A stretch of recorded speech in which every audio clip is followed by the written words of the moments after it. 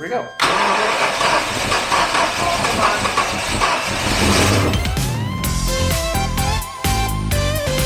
Welcome back to Living with a Classic, and it is a cold December day, and what better thing to do in December than to get a convertible going? Well, we're not going to go out in it, but this is a 1989 XJS V12 convertible, and if you know me and you know my channel, you know that I love these things. I love V12 Jag specifically, and that I run a small classic car shop, and I focus on mainly on Jags, but other classics as well. And I love working on these engines. This is a customer car of mine.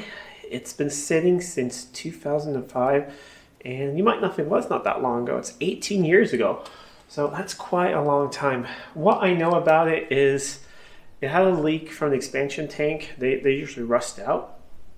They're not that well made. Had a leak from that. They removed it, and it's been sitting.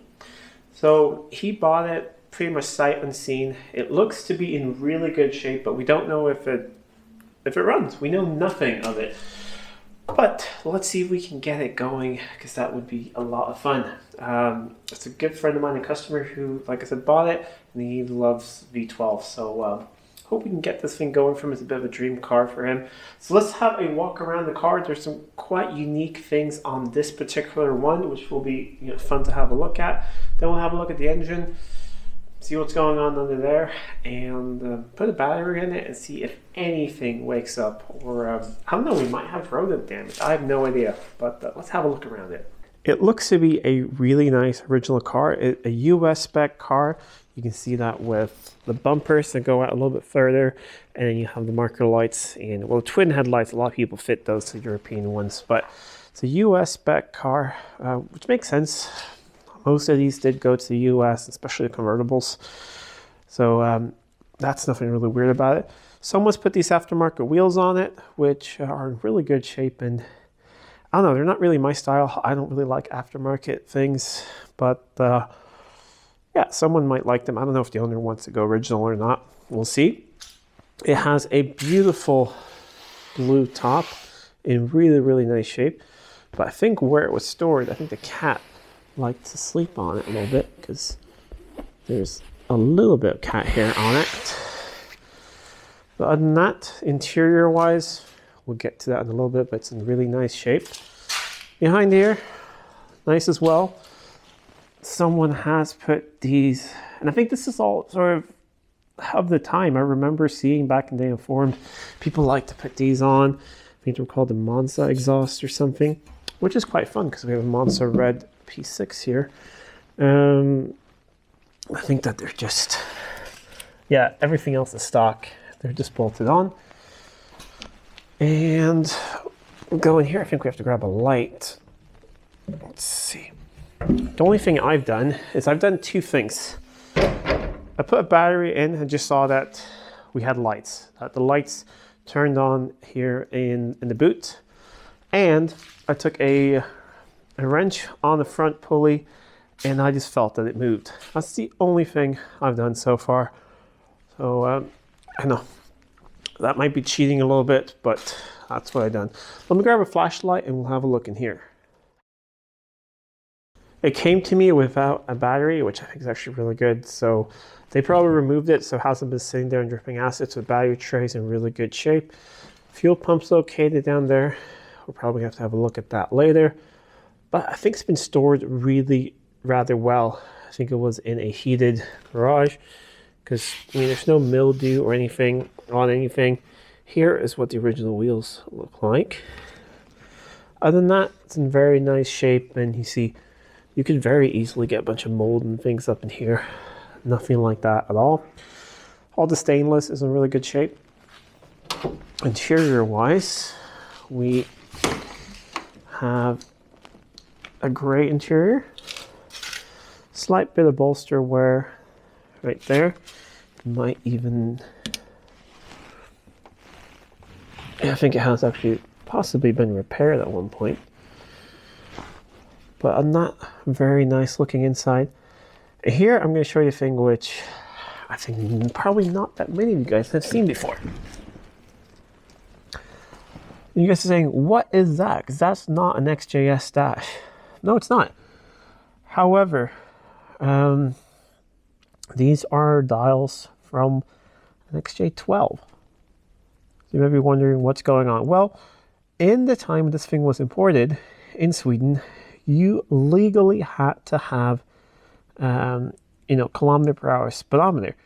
And on the XJS, they had a kilometer per hour and a mile per hour speedometer, but the mile per hour was the larger digits and the kilometer per hour were the smaller ones, like it's been on here. So that is my guess that they have changed it out to do that. Not really sure why. I'm going to talk about the owner if he wants to keep this, or if we're going to stick the original instrument cluster in there. Otherwise, we have a probably period correct of that time of the early 2000s. A Blaupunkt CD player. You have a trip computer. All the wood's in really good shape. A headliner as well. The convertible top is in good shape. And that's one of these, which I've been years since I saw these security cards. Not sure how you get them out actually, but without that, the radio won't start. So that's weird. But carpets and everything else are in absolutely excellent condition. So overall, I think he did very, very well. Like I see, we're not seeing any rust anywhere. Let's have a brief look underneath as well. Some leaves that blew in here. It's quite windy out today. But yeah, it's looking nice. Under here, of course, some surface rust on the exhaust, but it looks to be completely stock. Some the cats up there, so yeah, looks to be in good shape. And a slight drip there on the ground. It's been sitting at my house for about a month and a half, so a slight drip from it, but that's to be expected. But let us have a look in here, and it looks really nice and original over here. So in '89, it is the first year of the Morelli system, which before they had a Lucas distributor. Now you have a Magneti Morelli system where it is a rotor and 2 levels, and it uses a different cap. It's a different distributor. It doesn't have weights or anything. It's all controlled by a computer. So hopefully all that works, because I actually don't have any Morelli spares. Why we're going through and doing all this right now is he wants to get it back on the road and drive it, in the spring.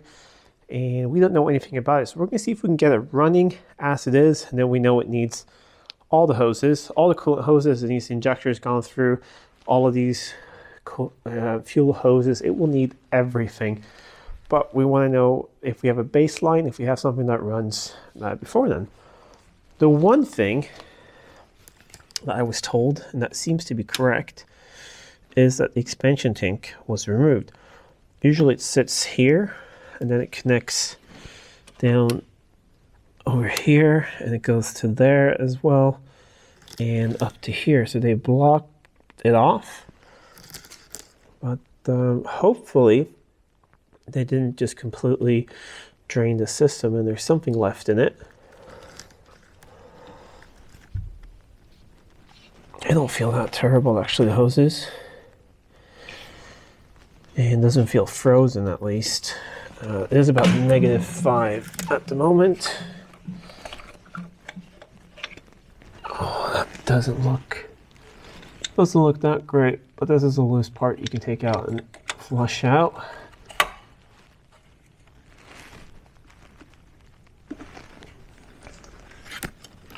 Let's check the basics. Yep, that opens up. Let's check the oil. Doesn't smell too bad. Oh, and that was probably changed right when it was put away. A little bit high. Hopefully that's not anything that's gotten in there. Hopefully it's just someone who, if you fill these to the full mark when they're warm, they will go over when they sit. So hopefully that's just the case. Let's go on the other side and we'll check the transmission. And yeah, I did, like I said, I did put a 7/8 a wrench on the pulley from below, and I did crank it over a bit, and it did move over pretty smoothly. But my plan is that we're going to have a look at the fuel system, and hopefully we have a fuel pump. I do have a spare otherwise, and it's in a really easy position. But let's go and check transmission fluid, and then we'll smell the gas tank. These, like all XJSs or all V12 Jags after 1977, they have a GM Turbo 400 transmission. So with it not running, it being over full, that's really good, because it will all drain down. Definitely needs to change, but it doesn't smell burnt. So hopefully it wasn't parked because of transmission issues. And everything else looks nice and complete on this side as well. One thing I do want to do is, before we start cranking it over, just make sure we don't have no mouse nests in there. And we'll check the other side as well.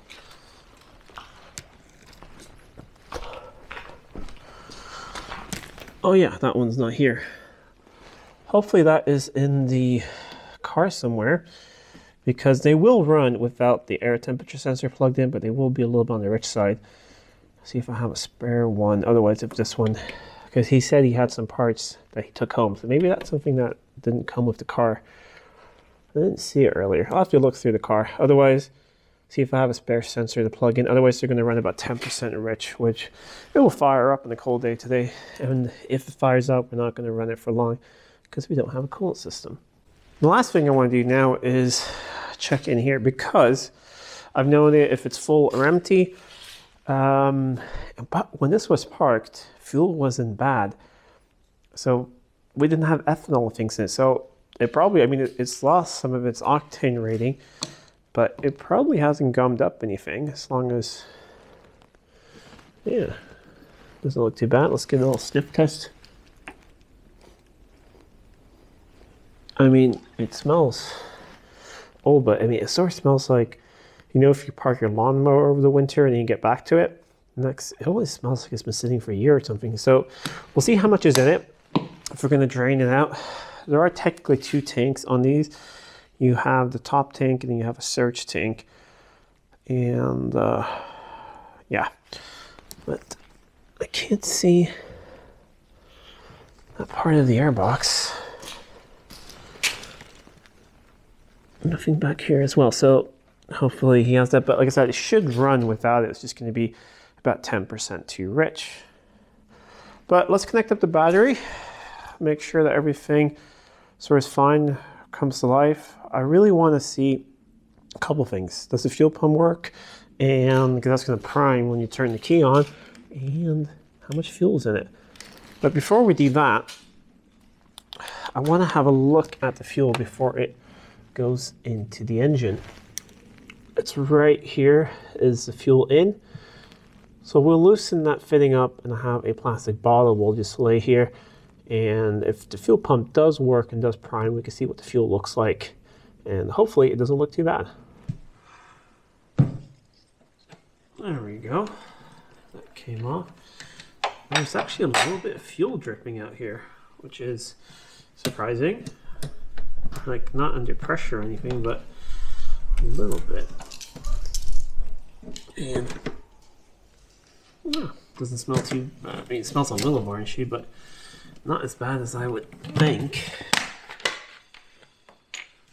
Another thing, a lot of people, you know, they like to pull plugs out and things and turn the engine over and get oil pressure. That's a great idea. I do that on every engine except these V12s. Plugs, if they've been in there this long, they're pretty much fused. So you need to usually get the engine warm to get them out. And I'd rather have a dry start, you know, than having a snapped plug in the head, because that is no fun. Let's see. This should work here with the bottle. Let me connect up the battery. We'll see if the pump even primes. I don't know, but judging by how the fuel smells, I don't think the pump's going to be that bad. And hopefully what comes out doesn't look too terrible either. Battery's connected. So we do have some lights in here. And we have lights in there too. That's pretty cool. Let's have a look here. I believe the keys, yes, the keys are in it. Oh, we have some sort of door buzzer.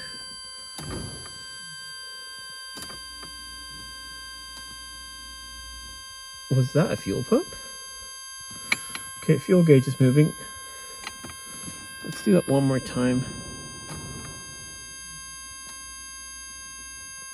Let's go up and check if there is any fuel up there in the bottle. Hey, we have fuel. It's a little yellowish looking.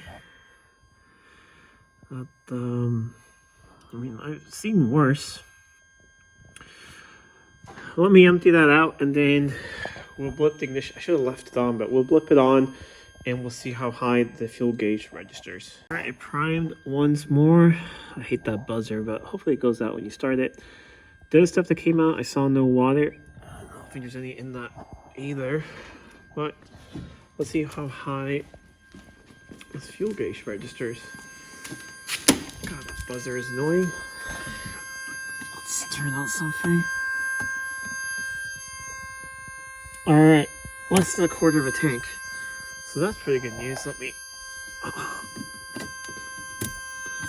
right, it doesn't want to stop.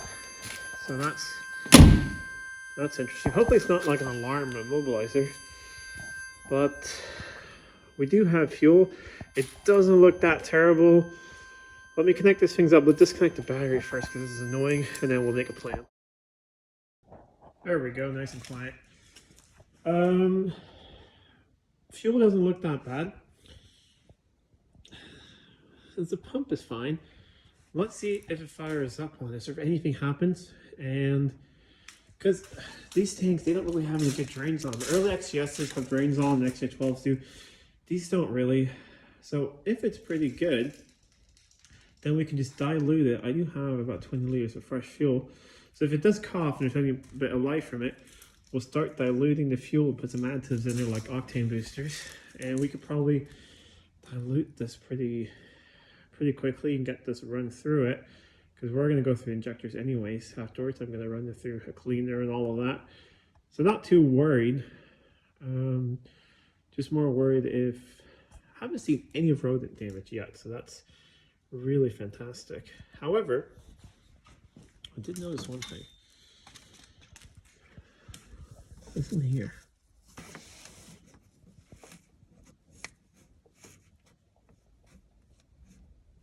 That's the lowest part of the cooling system. It's not frosty on the outside, so I don't think it's ice, because it is below freezing. But I do think that is just, you know, old coolant that's crystallized. So we'll probably have a lot of fun flushing out this radiator and all that. Like I said, if we do get it going, it's not going to run it long because we don't have a cooling system. But it's probably not even going to run on all cylinders if it does. I just want to see if we have an engine and if we have a transmission. Brakes are probably not going to work because I haven't heard the brake pump work. These have an electric brake pump over there, Tiva's unit. I haven't heard that thing energized yet. It should with ignition on. So it probably doesn't have brakes. But at least we can see if we have a transmission and if we have an engine. Got the fuel supply connected back up, and I'm not going to bother checking for spark because these Marelli systems they're really really reliable. Yes, the rotors can burn out if you have bad plug wires and things, but from sitting here for years, they usually always work. The one thing that does bother me is not having that air filter, but I think that should be fine. It's just that the sensor, and I don't have a spare one. Whatever this is definitely not original.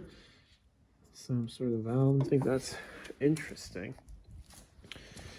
I feel confident, so I put some cardboard behind here to protect my P6. Let us connect this battery back up, and let's just see, bump the starter, see if the starter even works. And then after that, I think just hit the key, see what happens. I'm going to connect the battery back up. That beeper buzzers hopefully doesn't turn on again, but we'll see. Then I'm I'm just going to bump the starter, really to see if that bumps, and then we'll prime the fuel system, make sure we don't have any leaks from where we just disconnected it and anywhere else. And then we'll see if it runs.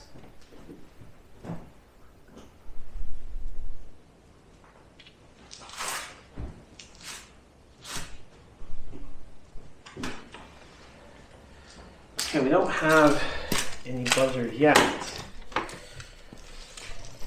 But let's see if I hold the switch here on the door, maybe it won't activate. It will activate, okay.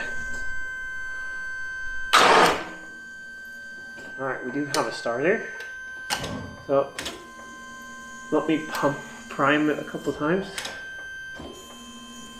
You can usually hear the fuel returning. It sounds like it's doing now. Check for leaks.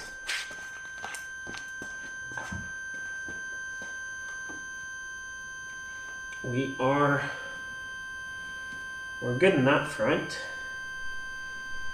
All the belts look clear and everything else. So I think it's just time to hit the key and see what happens. Oh, one thing first. Yes, massive fire extinguisher. All right, let's see what happens.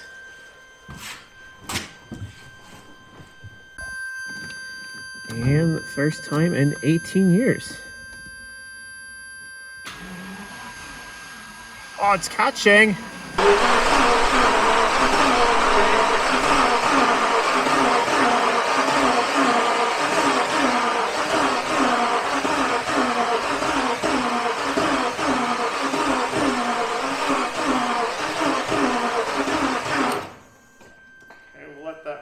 For a bit.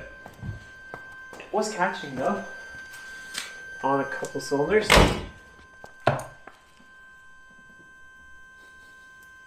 Maybe small exhaust. So I think we'll just try it a little bit more.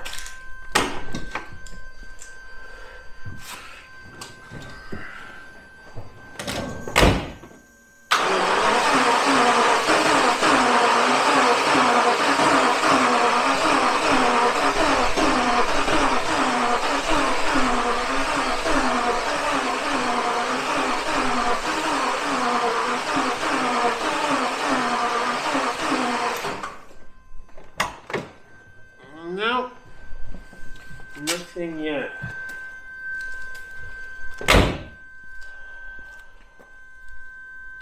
It was catching on more and more stuff there though.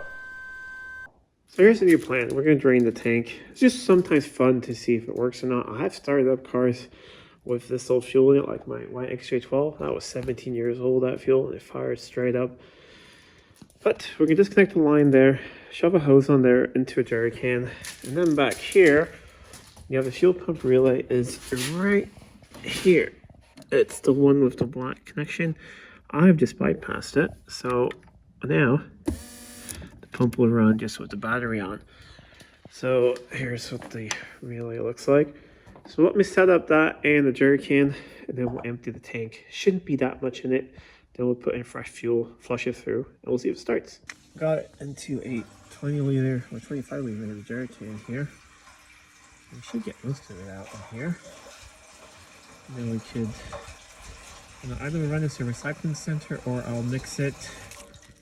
I'll mix it like 10 or 20% with fresh fuel and run it in a lawnmower maybe. We'll see. If you have an enemy or something that you don't like, you can pour this in their car and it won't work. But we'll empty it out. I do have about 10 or 15 liters of fresh fuel at home that we could pour in. That should be enough to get fresh fuel up in here. But we'll let this run for a bit. It shouldn't take very long because we're taking the high pressure fuel side, so that is quite a lot of fuel very quickly. Pump just changed noise and it stopped pumping over here, so let's quickly turn it off so it doesn't get damaged. So that was pretty much 20 liters, not too bad.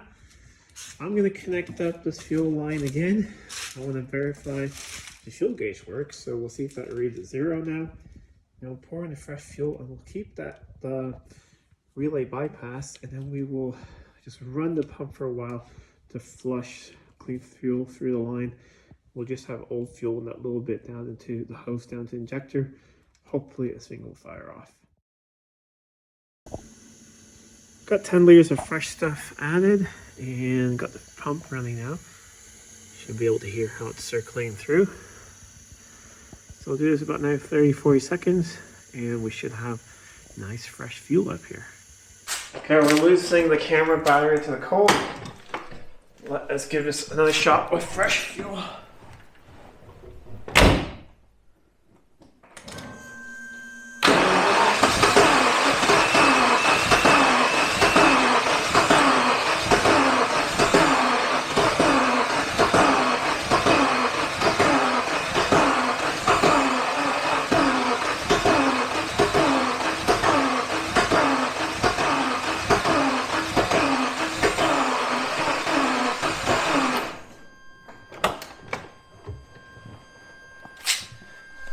Nope.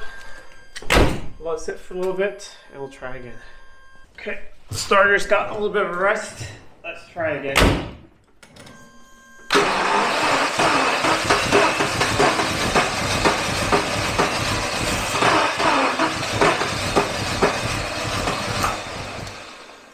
Oh, we're so close now. Come on.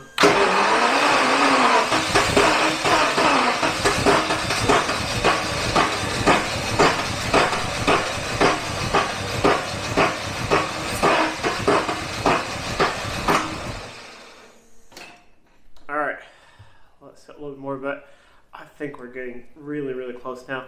If you're wondering, these V12 starters, they're really strong. You can do this all day.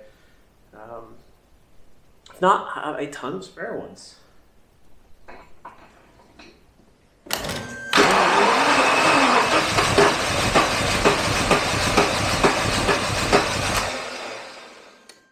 Okay, we're losing daylight here.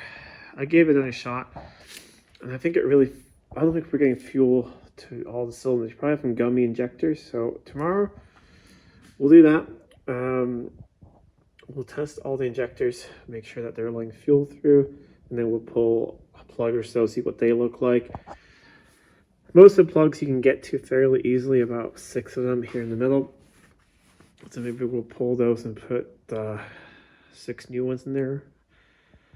We'll see, but we'll let this thing sit until tomorrow, and that will also be good because that fuel, which hopefully now, at least the injectors will have opened, at least probably fresh fuel has gone through them and helped out a bit. But I think that's where we're at right now.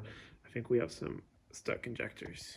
All right, let's give this another 2 shots. Like I said, forgot to mention yesterday that while cranking, the oil pressure light did go out.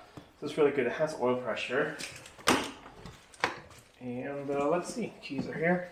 These things are usually not that bad from setting. These V12s, I don't know why, but they usually do pretty well. You can see on my breath how cold it is. I think it's once again 5 degrees below freezing. Oh, it does help if you connect up the battery first.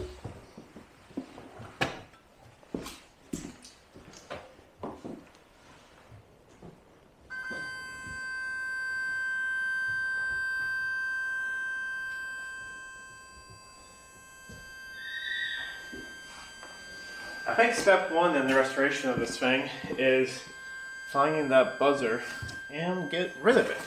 Good. I absolutely hate it.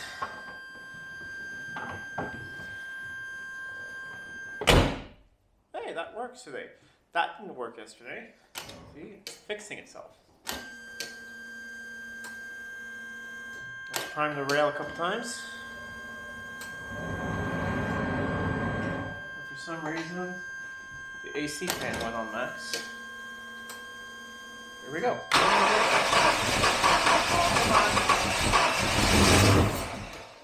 Did you hear that? It wanting to go.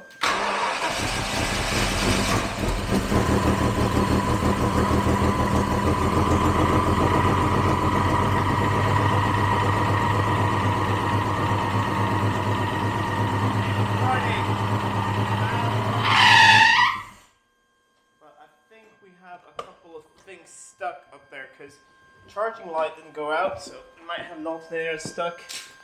A couple things. Let's have a look at that. But it fired up. After a bit of investigating, I saw that it was the water pump that is seized. And that makes sense with the coolant system's been empty for that long. So I cut that belt because that just goes to the power steering and the water pump. Because we're not going to run this thing for long. I just want to see how many cylinders we sort of have. It didn't really want to idle before, and I think that's just because it was trying to pull that pulley around. And also want to see if it goes into gear. We have no brakes whatsoever. The TVS brake pump has not activated, so there's something wrong with that one. But we do have the parking brake, hopefully, so we can just, I don't know, maybe not move it, but maybe just see that that it engages at least, and that we have drive. Those transmissions are really quite reliable on these. But let's hook up the battery again, fire it up, see if it stops squealing, and see if it wants to idle, how many cylinders we have, and yeah, if it sounds good. Let's see. It definitely has a modified exhaust. I'd say we're around about 11, it feels like. No squealing anymore. All 6 on that side and 5 on that side. Yeah, so 11.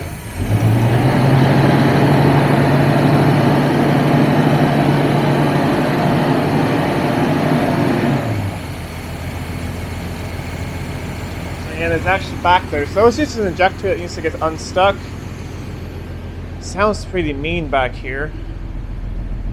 Definitely has some sort of modified exhaust on it. Don't want to run it for long, but let's just see if anything happens when I put it in gear. You can run it for maximum like 60 seconds, I'd say. So we'll pull the parking brake. Yeah, it's going forward. We are moving, we're creeping forward. Okay, the brake actually does something. Let us try and go backwards. Yeah, we're creeping backwards. Perfect. Okay, we'll shut this thing down now. And definitely disconnect that battery. Once again, we've had a big success getting a V12 running that's been sitting for close to 20 years. Maybe we should drain the fuel right away, but it smelled pretty good, and I thought, you know, let's give it a shot. Now it has fresh fuel circulating through. What I'm going to do is I'll let this thing cool down properly, and I'm going to put just an overdose of fuel injection cleaner in that tank, prime the pump around a bit, and then run it like about the same amount of time again, 60 seconds or so. And that way we'll have injection cleaner going a little bit at least through the fuel system and starting to clear things out. But I can tell the customer that we're good. The engine's fine, transmission's fine. So it will need all the rubber parts basically. It'll probably need a bunch of bushings, need the brakes gone through and everything. But it's in good condition. We haven't tried the top, but that's really far down on the list. It's in good condition, no rust, really nice paint, nice interior, nice top, and the engine seems to run like a top. Anyway, if you like this video, please give it a thumbs up and share it with friends. If you're not already subscribed to the channel, please do subscribe to the channel. It really does help out a lot. Till next time, I'm Adam. This was Living with a Classic. I'll see you soon.